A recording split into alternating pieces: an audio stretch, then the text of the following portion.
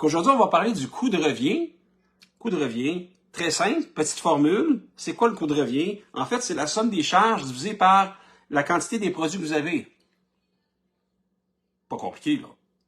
Mais c'est vraiment important de s'y attarder pour optimiser tout ce qui est au niveau structurel de l'entreprise, les processus, mais également les produits qui vendent le mieux. Fait qu'on va en parler un petit peu plus en détail. On va creuser un petit peu là-dessus. Et on commence ça maintenant.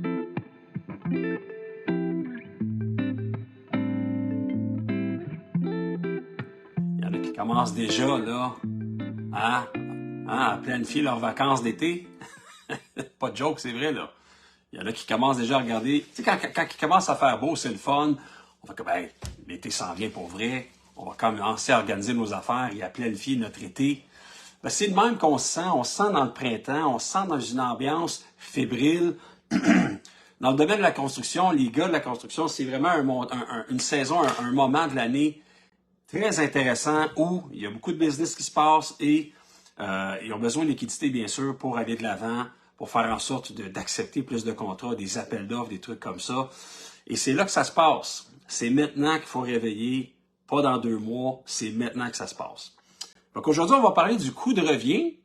Coût de revient, très simple, petite formule. C'est quoi le coût de revient? En fait, c'est la somme des charges divisée par la quantité des produits que vous avez. Pas compliqué, là. Mais c'est vraiment important de s'y attarder pour optimiser tout ce qui est au niveau structurel de l'entreprise, les processus, mais également les produits qui vendent le mieux. Fait qu'on va en parler un petit peu plus en détail. On va creuser un petit peu là-dessus. Et on commence ça maintenant. Bon, je suis prête, là. Ça vous arrive-tu des fois le matin d'être un peu moins organisé que les autres? Ben moi, le matin, c'est un petit peu ça. Les enfants, ils ont congé aujourd'hui. Puis bon, tu sais, on court à gauche, à droite, là, aller là, papa, il veut pas se faire déranger. C'est comme ça que ça se passe chez nous, ça bouge beaucoup. Puis il faut que tout le monde respecte tout le monde. Puis bon, ce matin à 9h, j'étais au rendez-vous, peu importe ce qui se passe, je suis là avec vous autres. Puis on va parler du coût de revient, puis on va parler aussi de la façon d'optimiser votre business. D'accord? Donc, coût de revient. Puis là, je vais faire un peu de lecture ce matin, là. C'est pas de la lecture plate, là. C'est vraiment important que je le fasse parce que je veux m'assurer que tout le monde comprenne bien l'entièreté de l'information. Puis, tu sais, des fois, quand on peut aller vite puis on peut manquer des bouts. Je veux pas que tu manques de bouts avec ça. Je veux que ça soit clair. Puis, prendre des notes s'il faut, c'est important. Connaître le coût de revient de son entreprise permet de, déterminer avec précision combien ça coûte de produire un produit. Là. Combien ça coûte de faire un nouveau produit, ça coûte combien cette affaire-là.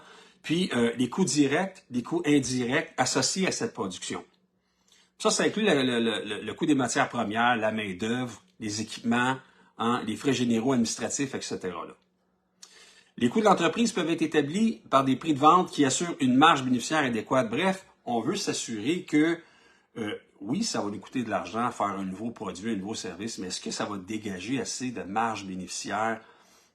C'est ça qu'il faut se poser. Parce qu'il y en a beaucoup, là, puis c'est vrai, là, il y en a qui sortent des services, des nouveaux produits, ils veulent avoir une branche de plus à leur entreprise. Bon, au bout de la ligne, ça fait juste alourdir, puis le bénéfice n'est pas tant là. Fait que c'est beaucoup d'énergie puis de temps qui est perdu là-dedans.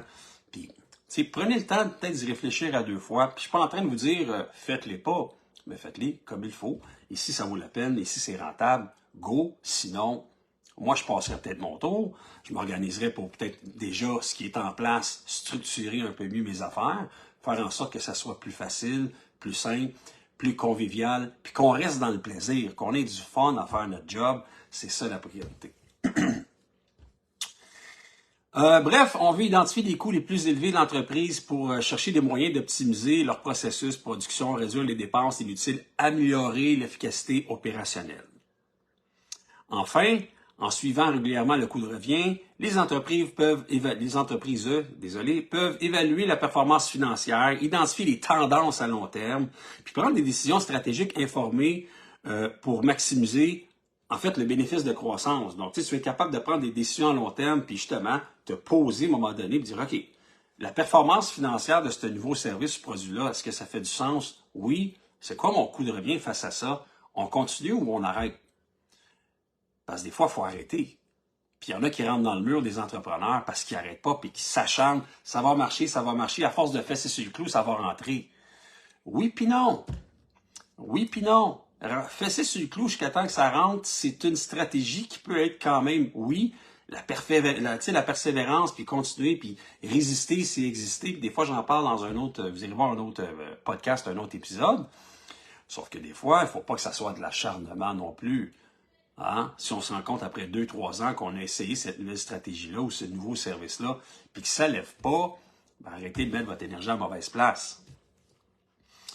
Enfin, en suivant régulièrement le coût de revient, les entreprises peuvent évaluer la performance financière, puis comme je vous disais, l'identifier à long terme, puis prendre des décisions stratégiques. Super important.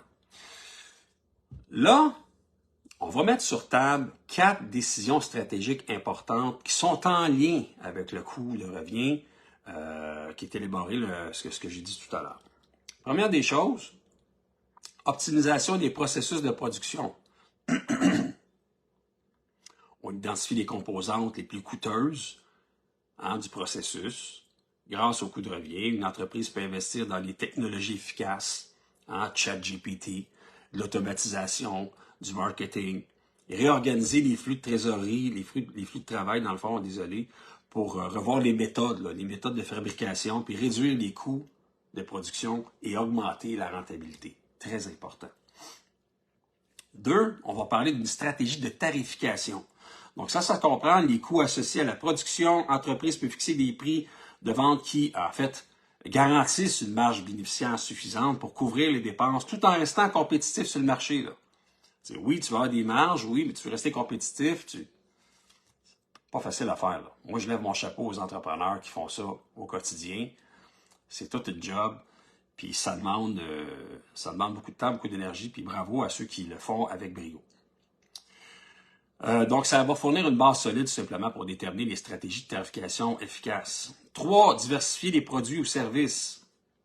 Comme je disais tantôt, c'est bien de diversifier les choses, sauf que si on diversifie trop, puis qu'on s'étale trop, il y a des chances qu'on soit moins performant que si on en a 2 ou 3 services. Pas 12, pas 15, 2 ou 3. Puis à la limite, ça peut être un seul, mais c'est vous la référence dans le quartier, c'est vous la référence au Québec, ça va être le fun. Ça va être le fun. Donc, diversifier les produits et services. Donc, c'est des informations qui peuvent orienter les décisions concernant, là, c'est super important là, de regarder ça. 4, une analyse de rentabilité des clients ou des segments de marché. Bref, ça permet de concentrer les ressources sur les clients les plus rentables et développer des stratégies spécifiques pour améliorer la rentabilité et les segments moins performants. Bref, nos clients qui sont payants, on est mieux de mettre notre énergie peut-être là-dessus. Hein? Comme j'ai déjà dit, des clients qui sont déjà à nous, qu'on a déjà, qui nous connaissent, qui ont confiance en ce qu'on dit, en ce qu'on fait. Ça peut être intéressant de...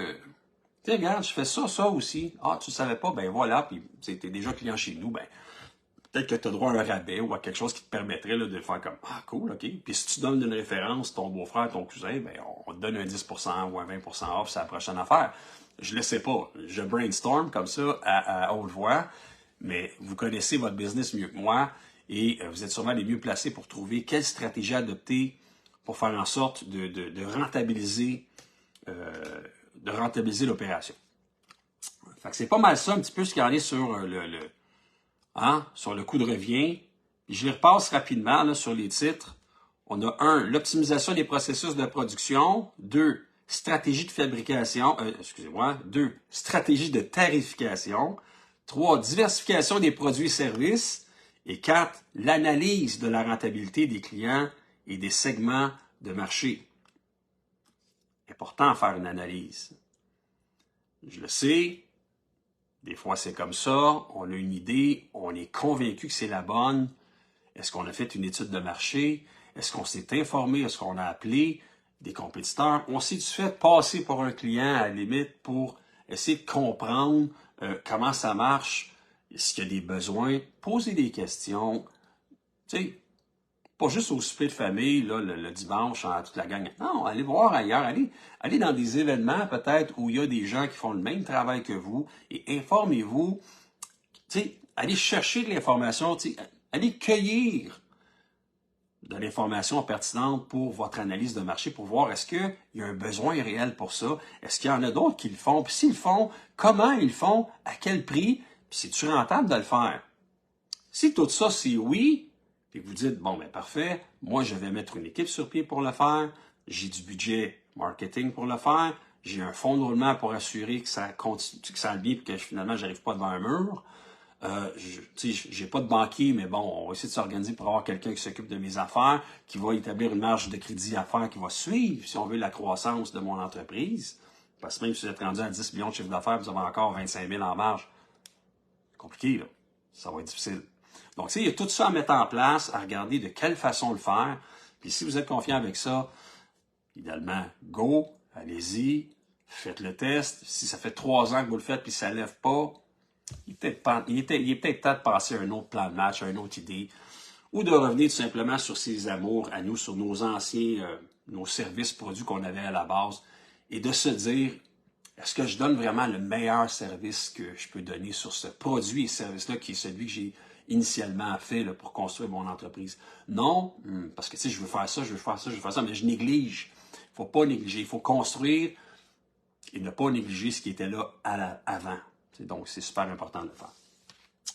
Fait que c'est pas mal ça aujourd'hui sur le Café Expansion. Écoutez, ça me fait plaisir de vous voir à chaque mercredi, puis j'espère que c'est un plaisir partagé. Je vous invite à vous abonner à la chaîne YouTube du Café Expansion, où les lives sont rediffusés à cet endroit-là. Également, ceux qui ont des problèmes au niveau de la cote de crédit, on a une formation qui s'appelle Booster, Hacker sa cote de crédit, qui permet rapidement, en 30-60 jours, d'aller maximiser le pointage. Il y a 5 éléments clés qui font en sorte que le pointage est affecté au niveau de la cote de crédit. Et c'est des choses avec lesquelles on peut travailler. Il y a une formation qui existe là-dessus, super important et très pertinent pour tous les entrepreneurs d'ailleurs qui voudraient, peut-être au niveau de la cote qui n'est pas au rendez-vous pour aller se qualifier au niveau d'une marge de crédit ou se qualifier pour du fonds de roulement parce que c'est la base. C'est vraiment la base. Et si la cote n'est pas au rendez-vous, la banque, ça va être un non catégorique.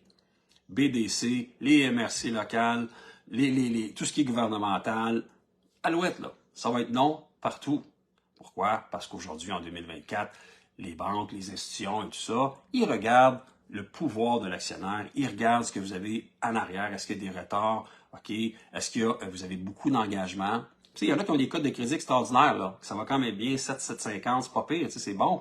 Mais ils sont à côté d'un ratio ici. Y a-t-il moyen peut-être de faire autrement, de sortir ces dettes-là au niveau personnel qui ont été signées au personnel pour l'entreprise et faire en sorte qu'ils n'apparaissent plus au dossier de crédit? Oui, c'est possible.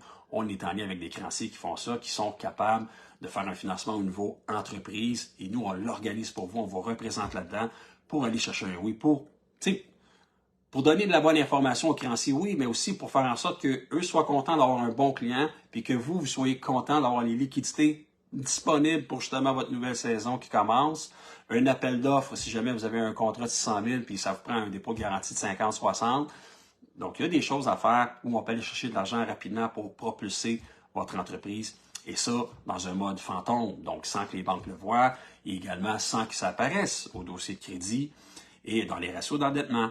Donc, il y a plein de choses qu'on peut faire. Écoutez, là-dessus, je vous remercie d'avoir été avec moi. Je vous souhaite une excellente journée et on se revoit la semaine prochaine. Merci.